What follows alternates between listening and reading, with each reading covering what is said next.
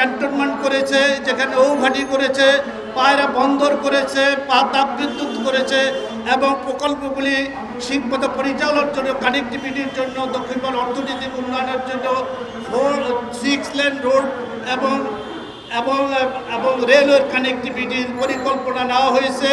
এবং আমরা শুনেছি বর্তমান সরকার তারেক রহমান সরকারের নেতৃত্বে 8টা এয়ারপোর্ট করার পরিকল্পনা হয়েছে, সেখানে পটুয়াখালী এয়ারপোর্ট করার পরিকল্পনা হয়েছে। জানেন তারেক রহমান প্রধানমন্ত্রী যখন দেশে আসছিলেন উনি বলেছিলেন আমার একটা প্ল্যান আছে, আমার একটা ড্রিম আছে। আমরা মনে করছি সেই ড্রিম হলো সমস্ত বাংলাদেশকে একত্রিত করে উন্নয়নের মডেল তৈরি করা। কিন্তু আমরা দেখছি যে বাজেট দেওয়া হয়েছে সে বাংলাদেশে দক্ষিণ বাংলার জন্য কোনো নির্দিষ্ট বরাদ্দ নেই। যেসব প্রকল্পগুলি ইম্পর্টেন্ট প্রকল্পগুলি অত্যন্ত গুরুত্বপূর্ণ প্রকল্প দেশের অর্থনীতির জন্য তথা দক্ষিণ বাংলার জনগণের বরণ বচনের জন্য এই প্রকল্পগুলি অত্যন্ত ইম্পর্টেন্ট। আমি মনে করবো আমরা দক্ষিণ বাংলার জনগণের পক্ষ থেকে দাবি জানাচ্ছি এই প্রকল্প কিন্তু অর্থ বরাদ্দ করা হোক।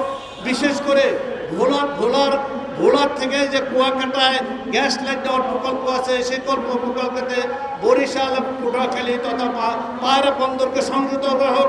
আপনারা জানেন পায়রা বন্দরের 6000 একর জমি একবার করা আছে, কিন্তু আইডেল করে আছে।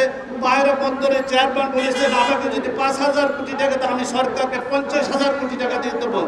এই ল্যান্ডগুলি অ্যাকোয়ার করেছে, ল্যান্ডগুলি পড়ে আছে, সেগুলিকে অর্থনৈতিক কর্মকাণ্ডে সম্পৃক্ত করা দরকার।